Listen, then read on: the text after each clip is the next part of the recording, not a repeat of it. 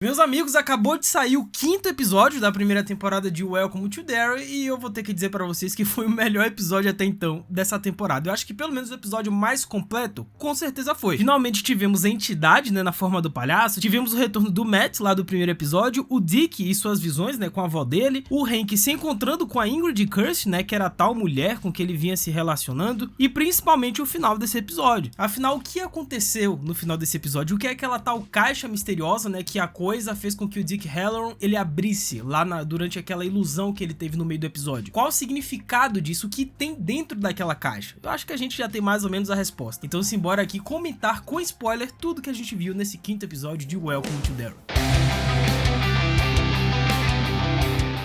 Hello my friends geek, na voz é o que eu falei, cara, é o episódio mais completo até aqui de Welcome to Derry, né, no quesito reunir todos os bons elementos que a gente viu nessa primeira temporada, esse 5º episódio reuniu todos eles, pois no início do episódio, né, o Shaw, ele finalmente revela a verdade pro Leroy. Os militares americanos estão tentando capturar coisa pra usá-la como uma arma biológica ou até psicológica na Guerra Fria, e essa confissão deixa claro que a narrativa se passa em um momento histórico muito tenso, né, que são os anos 60, quando os Estados Unidos estavam obcecados com qualquer possibilidade de vantagem estratégica contra a União Soviética, e dentro desse contexto, a ideia de aprisionar uma entidade tão poderosa quanto Pennywise não soa apenas absurda, ela revela a mentalidade militar da época, né, que é marcada pela crença de que qualquer força, mesmo incompreensível ou até maligna, poderia ser instrumentalizada a favor do país, e a própria Rose, ela rebate isso imediatamente, afirmando que é impossível controlar a coisa, que inclusive é um plano bem audacioso do Shaw e dos militares, né, você chegar pra mim e dizer que você vai aprisionar o Pennywise e utilizar ele na Guerra Fria contra os soviéticos, é uma loucura, né? Só que essa obstinação do Shaw e dos militares por capturar a coisa é tão grande que ele recorreu, né, a uma referência a um período histórico que aconteceu, não tão antigo assim, mas que faz total sentido dentro desse contexto aqui. Ele diz o seguinte: Leroy, imagina se tivéssemos lançado algo assim em Busan em 1951, quantas vidas não poderiam ter sido salvas? E vale ressaltar que essa primeira temporada de Welcome to Derry se passa em 1962, ou seja, isso daqui que ele falou foi tipo há 10 anos atrás dentro da série. Mas cara, pra gente compreender o peso dessa fala, é preciso entender o que realmente aconteceu em Busan em 1951, né? Porque durante a Guerra da Coreia, a região de Busan, que hoje é Busan, no extremo sudeste da península, tornou-se o único reduto de resistência das forças sul-coreanas e americanas. E tudo isso contra o avanço massivo do Exército Popular da Coreia do Norte. E entre agosto e setembro de 1950, consolidou-se aquilo que ficou conhecido como Perímetro de Busan, que é uma linha defensiva extrema, né, onde tropas da ONU, majoritariamente composta, né, por soldados dos Estados Unidos e da Coreia do Sul, eram empurrados, né, para uma área cada vez menor. E caso essa linha fosse rompida, toda a Coreia do Sul teria sido perdida. E a batalha que se seguiu foi brutal, cara. Foi marcada aí por combates corpo a corpo, cidades destruídas e dezenas de milhares de mortos. E embora a frente de batalha inicial tenha sido em 1950, o impacto e a instabilidade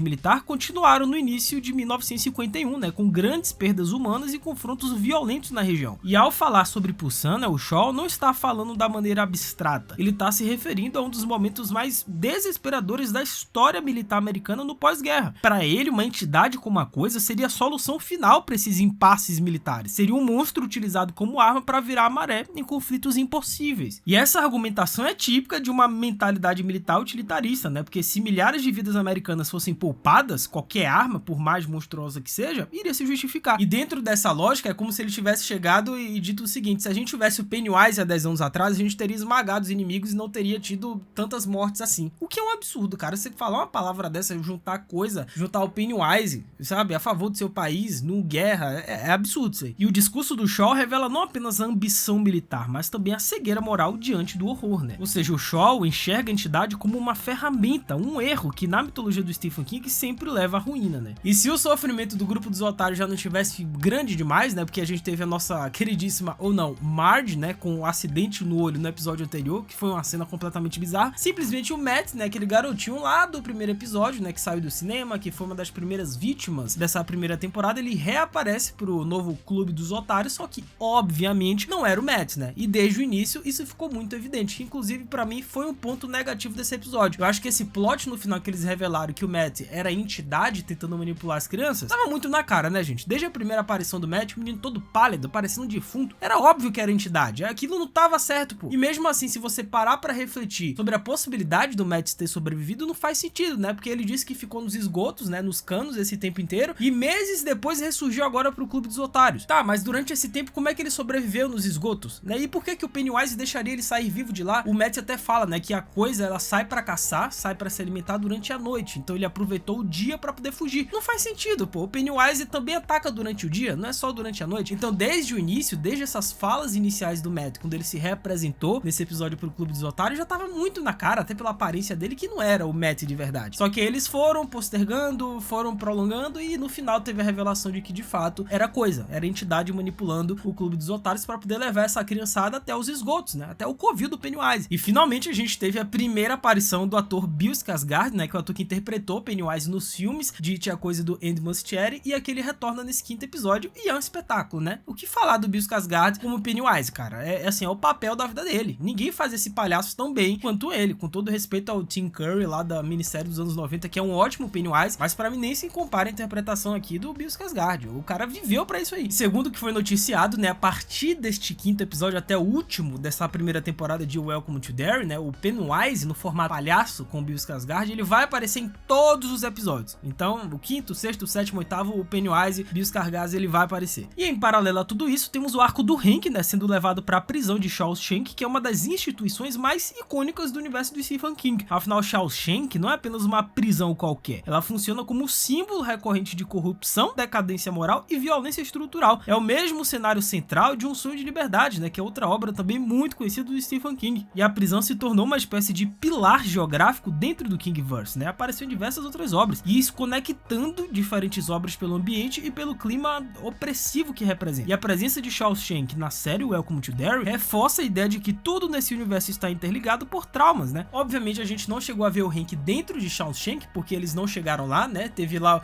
o incidente com o ônibus que estava levando os detentos, e o Hank no final a gente viu que ele acabou fugindo para poder se encontrar com a mulher que ele vinha se relacionando secretamente. Daqui a pouco eu vou comentar sobre isso, mas cara, não deixa de ser, pô, uma grande referência ao Kingverse, né? Que é a grande ideia da HBO. Eles querem conectar todas as obras do Stephen King como se fosse uma espécie de novo MCU. E como vimos no final, o Hank fugiu e simplesmente se encontrou com a Ingrid Kirsch, né? Que aqui na série é a mulher do açougueiro, né? O Sr. Kirsch, e é a mesma mulher que vem ajudando a Lily nos últimos episódios. E vocês lembram, né? Quando a Charlotte foi até lá a delegacia para poder conversar com o Hank, para entender o que aconteceu naquela noite, né? Do incidente lá do cinema com as crianças, que o Hank ele foi acusado injustamente pela morte e o desaparecimento daquelas crianças, que a gente sabe que na verdade não foi ele nem a pau, mas o Hank ele chegou a confessar pra Charlotte que naquela noite ele de fato não estava em casa, ele estava em outra rua se envolvendo com uma mulher branca, e a gente descobriu que essa mulher branca era na verdade a senhorita Kirsch. E a minha teoria é que essa mulher é a senhorita Kirsch, aquela mesma lá de It capítulo 2, né? Aquela velha lá que se encontrou com a Beverly. Então as fotos, o clima da casa e até o figurino são parecidos, né, com as cores do Pennywise. Eu também acho que a senhorita Kirsch era a garotinha mostrada lá no início do terceiro episódio. Agora, algo que eu tô achando muito interessante nessa série, que os filmes não exploraram isso muito bem, a minissérie dos anos 90 de It também não explorou muito bem, que é o conhecimento dos adultos da cidade de Derry a respeito da existência do Pennywise, da entidade. Todo mundo dentro da cidade sabe, ou pelo menos a maioria sabe que essa coisa existe. Os adultos sabem, mas eles simplesmente não contam nada, e não contaram por gerações. Nos anos 60, os personagens mais velhos não apenas percebem o mal rondando a cidade, né? Muitos sabem ativamente que algo monstruoso vive nos esgotos e atacam deliberadamente qualquer criança que tente se aproximar da verdade. Então tem medo, tem silêncio, mas também tem consciência, né? E isso contrasta muito com o que a gente vê em It, né? Ambientado décadas depois, onde os adultos não só negam esse horror, como parecem incapazes de reconhecê-lo, mesmo quando ele se manifesta diante deles. E em It é como se o próprio tecido da cidade estivesse programado para torná-los cegos, né? Indiferentes ou até emocionalmente anestesiados. E a coisa opera de modo tão profundo que apaga as memórias, né?